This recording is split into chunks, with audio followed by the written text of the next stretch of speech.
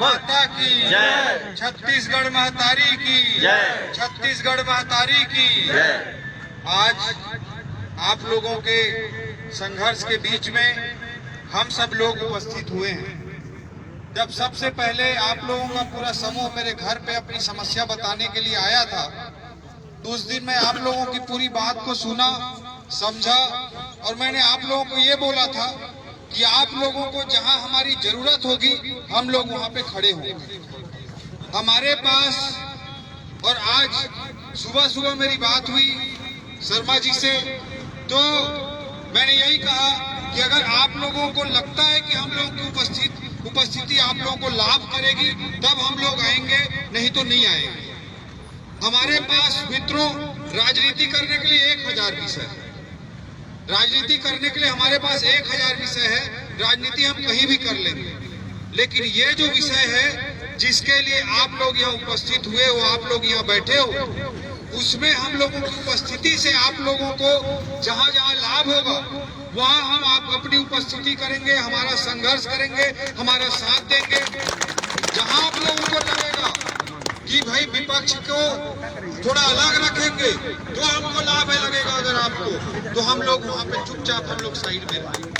हमारा उद्देश्य कहीं से राजनीति करना नहीं है, लेकिन रायगढ़ जिले में ही मैं भी बचपन से पैदा हुआ बाएं गांव में और 18 साल की उम्र तक 12वीं क्लास तक गांव में ही मैं रहा।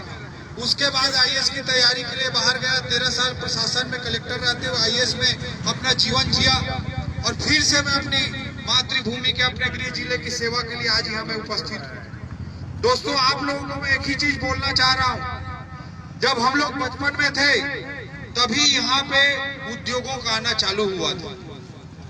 मैं खुल के बोलूंगा, किसी भी उद्योग की बात करें, हम जिंदल स्टील प्लांट की बात करें, चाहे किसी भी उद्योग की हम बात करें, उस समय उद्योगों का आना चालू हुआ था। और उस समय मैं तब भी थोड़ा बहुत अपनी स्टूडेंट लाइफ से इकोनॉमी वगैरह पढ़ता था। कोई Jindal steel and power group JSPL को नहीं जानता था। ये पूरे इतिहास की सच्चाई है। आप जिंदल को या कोई भी उद्योग को, मोनेट को, भूषण को, जिसको भी आप JSW हो, JSPL हो, जो भी उद्योग है, उसको आप बोलोगे कि 25 साल पहले आपका संपत्ति टोटल नेटवर्थ कितना था और आज कितना है, ये बात अगर ये सार्वजनिक करें तो स्पष्ट हो जाएगा। इसी रायगढ़ की माटी से, इसी रायगढ़ की सरजमीन से, इसी रायगढ़ के बेस से ये लोग उद्योगपति बने हैं, बड़े बड़े लोग बने हैं। आज आप देखिए कि जो भी उद्योग है रायगढ़ का हर दृष्टि से तेजी से आगे बढ़ रहा है। हमें उससे प्रॉब्लम भी नहीं है, लेकिन आप आज चारों तरफ देखते हैं। मैं स्पष्ट रूप से बोलना चाहता हूं, मैं आईएएस में था, प्रशासन में था, कलेक्टर था। मेरे को अगर स्वार्थ की जिंदगी जीनी रहती तो मेरे पास 60 साल तक का लाइसेंस था, मेरे को 60 साल तक कोई कुछ नहीं कर सकता था। लेकिन आज मैं हर प्रकार के सामने मेरा कोई इंटरेस्ट नहीं है, इसलिए मैं कभी भी किसी के सामने नहीं झुकूंगा। ये बात मैं आप लोगों को स्पष्ट करना चाहता हूँ। हम लोग को कोई इंटरेस्ट नहीं है, मेरा कोई इंटरेस्ट नहीं है, ना कभी किसी से कोई इंटरेस्ट रहेगा। मैं यहाँ जनता की आवाज बनने के लिए आया हूँ और हर मोर्चे पर, हर फ्रंट पर मैं जनता की आवाज बढ़ूंगा और बनकर रहूंगा। मुझे किसी का कोई भय नहीं, किसी से कोई डर नहीं। मैं साहस की और खुलेपन की राजनीति करने के लिए आया हूँ। आप लोगों को मैं स्पष्ट रूप से बोलना चाहता हूँ कि अगर ये उद्योग 25 साल में रायगढ़ के संसाधनों का प्रयोग करके बड़े बने हैं, तो इसके दंश जो लोकल लोग झेल रहे हैं, इसकी पीड़ा जो लोकल लोगों को झेलना पड़ता है, उसके एवज में लोकल लोगों को कुछ तो मिलना चाहिए। ये बात मैं स्पष्ट रूप से बोलना चाहता हूँ।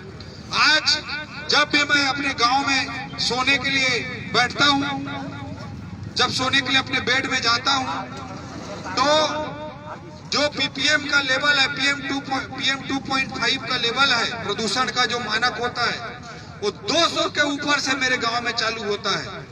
हमको प्रदूषण के संबंध में जागरूकता ज्यादा नहीं है, इसलिए हमारे साथी रायगढ़ में आज नहीं देख पा रहे हैं उस चीज को। लेकिन आज आप स्पष्ट रूप से देखेंगे, अपने घरों में आज PM 2.5 का लेवल नापेंगे तो 150, 200, 250, 300 तक का लेवल मिलेगा।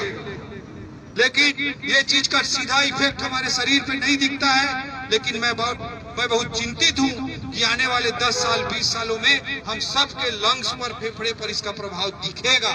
ये सच्चाई है। रोज हम प्रदूषण के और हवा के शुद्धता के स्तर को नहीं नापते हैं, लेकिन ये सच्चाई है कि प्रदूषण बहुत ज्यादा है। आज आप सड़कों की हालत देखिए, बड़े बड़े ट्रेलरों के चलने के कारण सड़कों की क्या हालत है। एक्सीडेंट का स्थिति देखिए, हर रोड पे हर दिन कोई ना कोई एक्सीडेंट हो रहा है। ये सारी समस्याओं को हमारे लोकल लोग झेल रहे हैं, सारी समस्याओं को, सारे डर को महसूस कर रहे हैं, सारी समस्याओं को झेल रहे हैं। ऐसी स्थिति में अगर लोकल यहाँ के रायगढ़ के लोग ट्रेलर चला रहे हैं तो उसमें भी अगर सही दाम नहीं देंगे उद्योगपति और ट्रांसपोर्टर मिलकर, उस चीज को कदापि स्वीकार नहीं किया जा सकता, नहीं किया जा सकता। आज के जो रेट है, मैंने स्पष्ट रूप से कागजों में सारा अध्ययन किया। आज के जो रेट है वो 8 साल 10 साल पहले के रेट हैं। और 8 साल 10 साल पहले डीजल के दाम क्या थे आप भी जानते हो, मैं भी जानता हूँ। और ये राजनीति का विषय नहीं है। डीजल की मैं बात करूं तो जितना टैक्स केंद्र सरकार लेती है, लगभग उतना ही टैक्स राज्य सरकार भी लेती है। तो ये पार्टी की बात या राजनीति की बात नहीं है। जैसे जैसे अर्थव्यवस्था आगे बढ़ती है, स्थितियां बढ़ती है, तो डीजल का रेट उस हिसाब से बना है और दोनों जगह टैक्स लिया जाता है, केंद्र के द्वारा भी और राज्य के द्वारा भी। तो ये कोई पार्टी का मसला नहीं है। तो डीजल का रेट अगर 10 सालों में दुगुना हो गया और ट्रक ट्रेलर के जो ट्रांसपोर्टेशन का रेट है वो अगर उतना ही रहेगा तो कैसे बिजनेस वाइबल हो सकता है? किसी भी स्थिति में, किसी भी सूरत में ये वाइबल नहीं हो सकता है। तो इस बात को सारे उद्योगपतियों को, सारे ट्रांसपोर्टर्स को मैं खुले रूप से बोलना चाहता हूं कि वो स्थानीय लोगों के हितों को ध्यान में रखकर चलें। हमारे छत्तीसगढ़ के लोग बड़े सीधे हैं, बेचारे सब चीज को मानते हैं। या पश्चिम बंगाल की तरह सिंगूर ग्राम नहीं होता है तो इसको कमजोरी ना समझे। ये बात इन लोगों को अच्छी तरह से समझनी चाहिए। लोगों के सीधेपन का शोषण करके फायदा मत उठाइए, मैं ये बात को बोलना चाहता हूं। और यही सीधे लोग जब अपने पे आएंगे तो आप लोगों को बहुत खतरनाक स्थितियों का सामना करना पड़ सकता है। आप बड़े बने हैं, बड़े बनिए, आप अपने उद्यमिता से, अपने मेहनत से बड़े बनिए, हमको प्रॉब्लम भी नहीं है। लेकिन लोकल लोगों की बात को नहीं सुनेंगे तो हमको प्रॉब्लम है और रहेगा। इस बात को सब लोग अच्छी तरह से सुन लें, समझ लें। तो आज मैं यही बोलना चाहता हूं कि उद्योगपति हो चाहे ट्रांसपोर्टर हो, वो स्थानीय जो छोटे छोटे 1-1 2-2 ट्रेलर जो चला रहे हैं उनके हित को समझे। और आज स्थिति ये है कि EMI भी दे नहीं पा रहे हैं। EMI देना तो दूर, उल्टा ट्रक चलाने के लिए, जो वाहन चलाने के लिए उल्टा घर से पैसा भरना पड़ रहा है। इस तरह की स्थिति सारे साथियों के साथ निर्मित हुई है। और उद्योग से ट्रांसपोर्टर कॉन्ट्रैक्ट करता है और शोषण करके कम रेट पे माल ढुलवाता है। ये स्थिति बिल्कुल भी स्वीकार्य नहीं है। यहाँ पे जितने लोग बैठे हैं ये सब लोग प्रदूषण की मार को झेल रहे हैं। आज मैं हर गांव में जाता हूँ, या मोनेट के आसपास के जितने गांव में मैं जाता हूँ, चपले में, नहरपाली में, इस एरिया में, या पतरापाली में, धनागर में, कलमी में, इन सब एरिया में सब जगह स्थानीय लोग रोजगार की मांग कर रहे हैं, प्रदूषण की बात कर रहे हैं। ये सब स्थितियों को उद्योगपति अच्छी तरह से समझ लें। और यहाँ पे आज जो सरकार है छत्तीसगढ़ की, उसे भी मैं कहना चाहता हूँ, जिला प्रशासन और पुलिस प्रशासन को भी कहना चाहता हूँ कि किसी भी सूरत में हमारे साथियों पर दबाव डालने की हिम्मत ना करें। ये बात मैं बहुत स्पष्ट रूप से बोलना चाहता हूँ। बड़ी राजनीतिक लड़ाई का रूप लिया जा सकता है। इस बात को गैर राजनीतिक ढंग से मैं कहना चाहता हूं। अगर हमारे साथियों का गैर राजनीतिक आंदोलन है, लेकिन अगर विपक्ष के रूप में राजनीतिक पार्टी की जरूरत अगर इन साथियों को महसूस होगी तो हम लोग साथ में खड़े होंगे।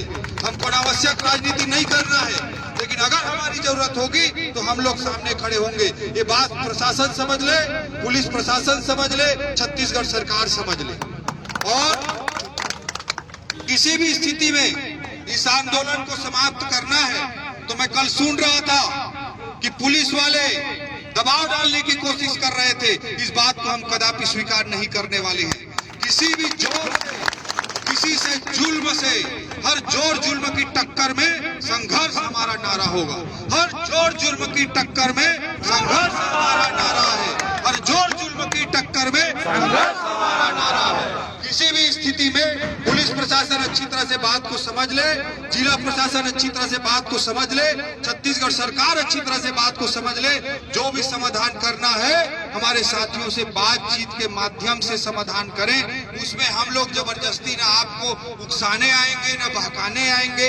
जो आपको उचित लगेगा वो निर्णय आप लोग लीजिए, और जहां पे दबाव डालने की अगर कोशिश करेंगे और हमारी जरूरत होगी तो मैं निश्चित रूप से हमारी भारतीय जनता पार्टी पूरी की पूरी विपक्ष यहाँ पे आप लोगों के साथ खड़ी मिलेगी।